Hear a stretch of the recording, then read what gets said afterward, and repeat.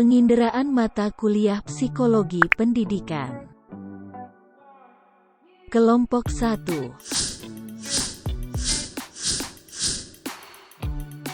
Pokok bahasan 1. Pengertian penginderaan. 2. Macam-macam penginderaan. 3. Proses penginderaan. Pengertian penginderaan. Penginderaan adalah penangkapan terhadap sebuah rangsangan dari luar dan dapat dilakukan analisa bahkan sampai dengan elemen terkecil. Sejak dilahirkan, seorang individu langsung berinteraksi dengan lingkungan fisik dan lingkungan sosialnya dengan menggunakan alat indera.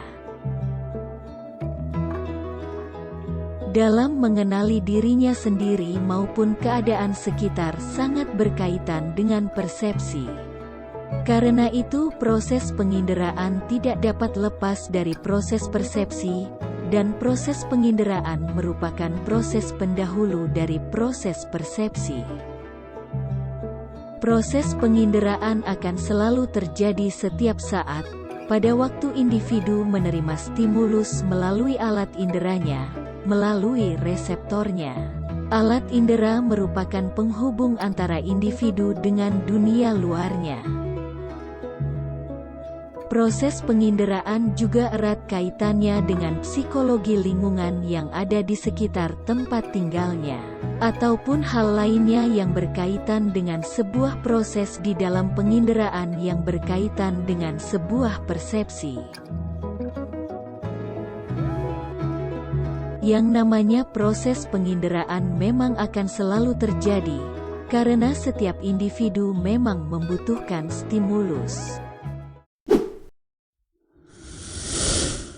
Macam-macam penginderaan. Ada 5 macam penginderaan, yaitu penglihatan, pendengaran, pembau, penciuman, peraba, pengecap. 1. Penglihatan. Penglihatan merupakan salah satu fungsi alat indera yang dimiliki oleh manusia, dan alat indera tersebut disebut dengan mata.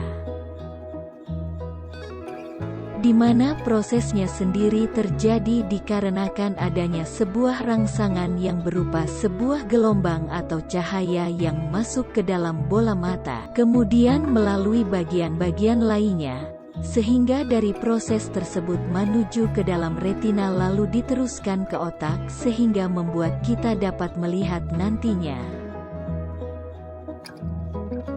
2. Pendengaran. Alat indera berikutnya berupa pendengaran, di mana salah satu alat indera ini adalah telinga. Proses penginderaannya sendiri berupa adanya sebuah gelombang suara yang masuk ke dalam bagian sistem pendengaran, sehingga pada akhirnya kita dapat mendengar.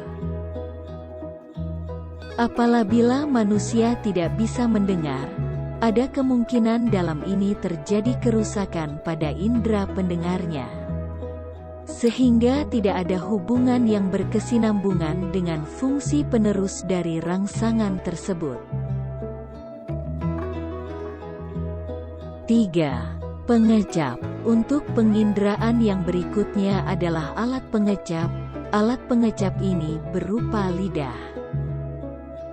Prosesnya sendiri saat cairan diterima di lidah kemudian memasuki bagian rongga mulut, lalu dapat diteruskan ke nervus menuju gyrus centralis posterior yang ada di dalam lidah, sehingga terjadilah yang namanya penerima rangsangan berupa suatu rasa, misalnya rasa manis, rasa asam, dan juga rasa asin. Alat penginderaan yang berikutnya adalah pembau, di mana alatnya tersebut adalah hidung. Rangsangan tersebut terjadi melalui udara atau bau yang bisa melalui udara kemudian dapat menuju ke bagian rongga hidung. Untuk prosesnya sendiri saat bau diterima di bagian rongga hidung, kemudian diteruskan oleh nervus ke-1 dan pada sesnibilitas di kulit otak.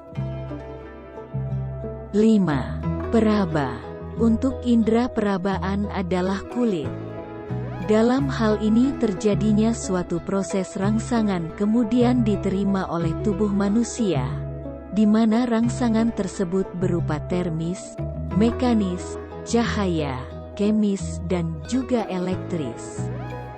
Di mana dalam hal ini yang terjadi pada bagian mekanis ringan, khususnya pada telapak kaki.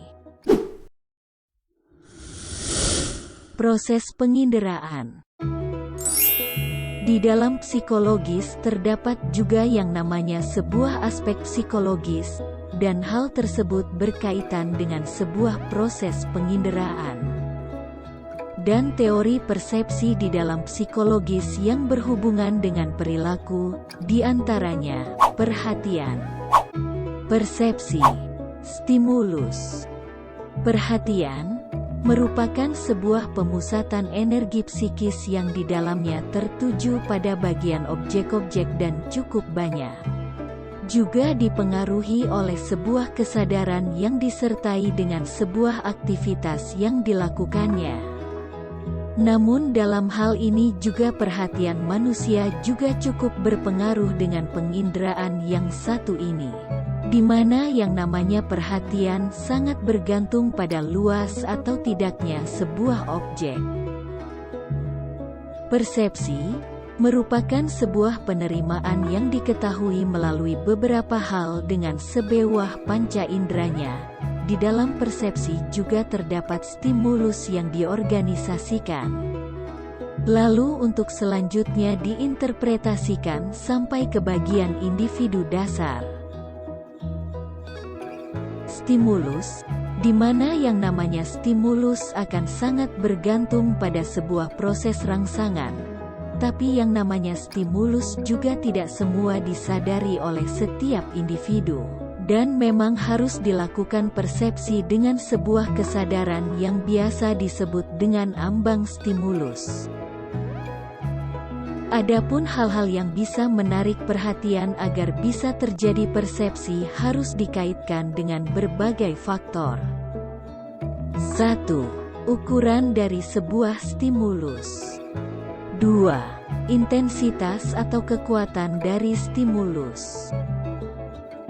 3. Perubahan yang ada di dalam sebuah stimulus.